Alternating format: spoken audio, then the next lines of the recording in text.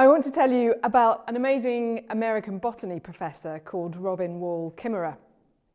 And when she takes her students out on fieldwork expeditions, she encourages them to listen to the plants, to listen to the teachings of the plants.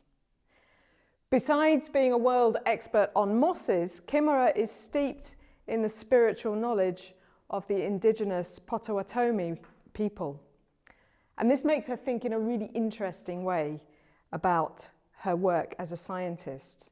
Rather than seeing herself as some kind of all-powerful investigator who examines these inert specimens, she thinks about what the plants have got to say to her.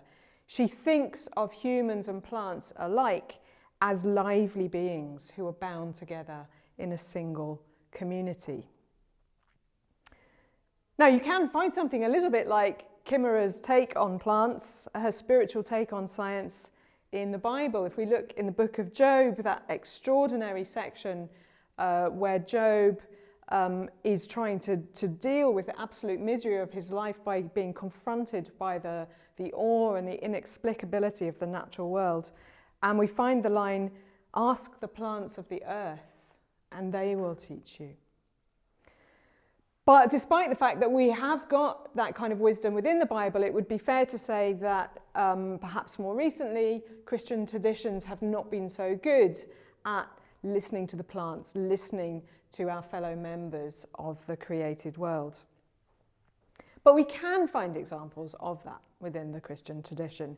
And to give you one of those, I'd like to tell you a little bit about the Celtic tradition as an example of Christianity that's been taught by plants. Now, whenever we talk about Celtic Christianity, we kind of first have to give a footnote which acknowledges that academics are kind of quite sceptical about the notion that there is such a thing even as Celtic Christianity. I don't think we actually need to worry too much about that, because what they are doubting or questioning is the sense that there is a single cohesive, organised form of Christianity in the, something like the Catholic Church, except existing in this sort of far Western European world. I'm not a specialist on that. I will take that from them, that it's not a single church, a single recognisable church. But that's not the point. The point is when you drill down into the details of the theology and the practice and the spirituality of people who were in these places, then we find great wisdom. And we don't need to worry about whether it's a cohesive whole or not. So if we look beyond the western edges of the Roman Church in modern-day Ireland, Scotland and Wales, we find early medieval monks who were absolutely steeped in the love and study of nature. They often prayed and worshipped outdoors, for example, amongst the green leaves. When monks established monasteries in Ireland, they often thought first about the trees. It was important for the monks to choose places for their holy settlements where the woods, and especially oaks, remained. So deep was the monk St. Columcille's feeling for oaks that, according to one story, he built his church facing the wrong way rather than cutting down a group of oak trees. Later in his life, Columcille travelled to Scotland, and there he acquired the name by which we more usually know him in the English-speaking world, which is St. Columba. And there's tantalising evidence about the gardens that were built within these communities and what the plants taught the monks who lived and worked there. So one example to tell you about is something that you will know today, St. John's wort. You've probably heard of that as a supplement that you can buy in health food shops. I wonder whether it's something that you can actually recognise growing in the wild. It's well known in traditional medicine. It's sold as a cure for mild depression. It's got its historical roots with Columba and Celtic Christianity. It's got a name in Irish Gaelic, which I'm not going to attempt to pronounce, but it's from the words embrace, Columcille and church, so it's a beautiful name. In Scotland, It's got Scots Gaelic names that translate as the jewel of Columba, or my personal favourite, the armpit package of Columba. And the idea was that you would sort of mulch it up and strap it under your armpit. The reason why it's called St. John's wort is, in fact, because of Columba. St. John the Baptist was Columba's favourite saint by all accounts, and so he gifted that name to one of the plants that was very dear to him. So within its place in the Celtic Christian community, St. John's wort, if you like, spoke to humans to restore them to their proper place within creation.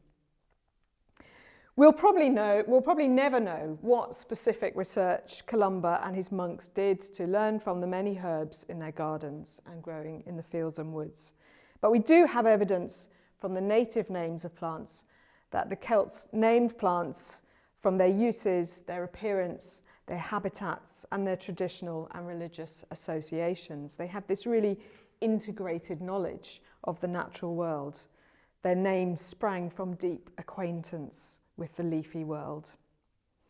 We also know from early books and manuscripts about plants and herbs that monks elsewhere in Europe made a deep study of green and growing things. Like the Celtic Christians, European monks drew on pre-Christian knowledge about plants, traditional knowledge, but they didn't always treat their ancestors respectfully. Traditional ways of knowing, which look something a little bit like Kimmerer's 21st century methods, were sometimes labelled as witchcraft.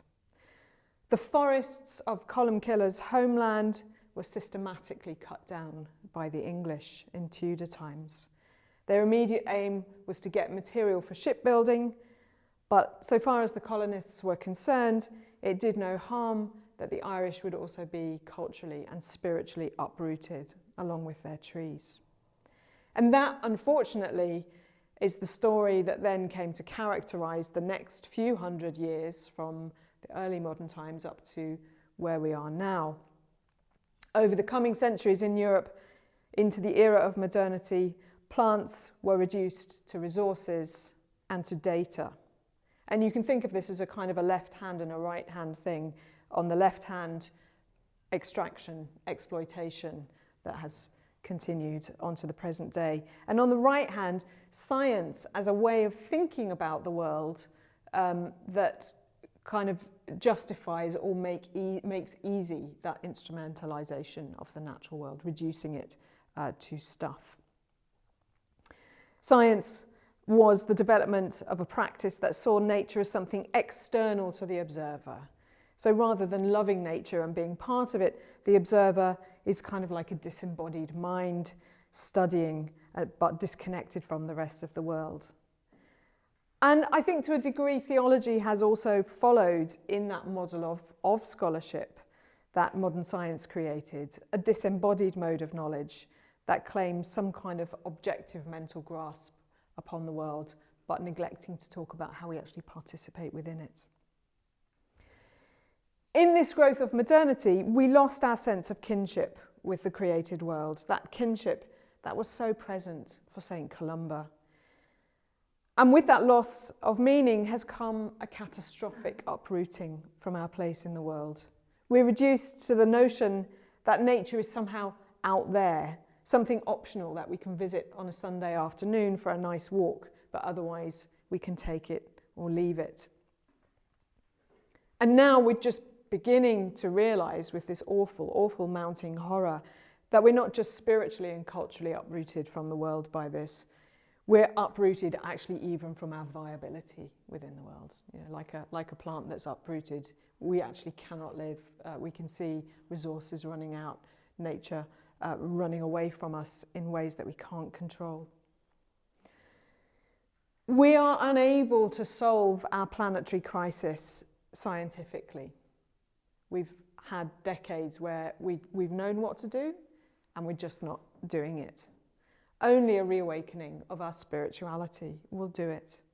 We need to encounter afresh the depth of our dependence on God and our helplessness to redeem the world for ourselves. This planetary crisis is just a side effect of a deeper theological malaise. There are a few just tantalising glimpses of Christianity listening to the teachings of plants, even in this era of modernity. And the one I want to talk to you about today is another monk, Gregor Mendel, who lived through the 19th century pretty much. In the garden of St. Thomas's Abbey in Brno, Mendel experimented, you may know about this, with yellow and green peas to show that colour was governed by two factors working together. And he showed that greenness was dominant over the recessive yellow factor. And he found that other factors, today we call them genes, work the same way to govern different aspects of the plant's appearance. Now, some decades later, the statistician Ronald Fisher found that Mendel's results of breeding, crossbreeding, and counting how many of each variety that he had were too good to be true, as though a person had repeatedly tossed a coin 10 times and got exactly 5 heads in every single trial. Just that cannot be true.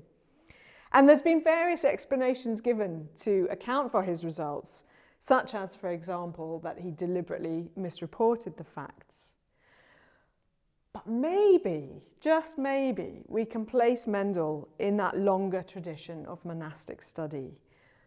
Perhaps on some level he knew what the plants were trying to say to him and adjusted his human methods to best capture their truths. Well, excitingly, there are signs of scholarship changing in more widespread ways to be in touch with the body and with the interdependence of creation, not standing apart from it either scientifically or theologically. And of course, Robin Wall-Kimmerer, with whom we began this lecture, is an example. And I really commend to you her writings on moss. They're so beautiful and they're so full of wisdom. She talks about how they're different from plants because they don't have the tough fibre that makes your precious daffodils snap in the wind, which immediately kind of makes you start thinking about those beautiful lines that Jesus quotes from Isaiah about a reed that will not break. They've got thin cell layers. They're completely open to water. They're completely open to the environment. They don't have the kind of waxy protective layers that plants do. What is in the environment flows into them and flows out of them. They're kind of completely incarnated plants, if you like. And when they undergo tough conditions, they shut down, they look brown, they crisp up, but they can resurrect when the times are right again. So there's just so much that you can get from listening to the mosses if you kind of have Kimmerer as your guide. I know that in some circles, the idea of listening to mosses makes some Christians very anxious. People start bandying around words like pantheism. Are we saying that everything is God in the world? And the more I think about this, the less I worry about it, because I listen to other people all the time. I get wisdom and insight and input from other people, but I don't think other people are God. I know that those are created by God to be part of my community and to guide me along the way. And for me, I think the same attitude can carry us through thinking about other aspects of the created world. So Columba, Mendel and Kimmerer are some of our human guides on this story, a story of faith that is informed by the teachings of plants.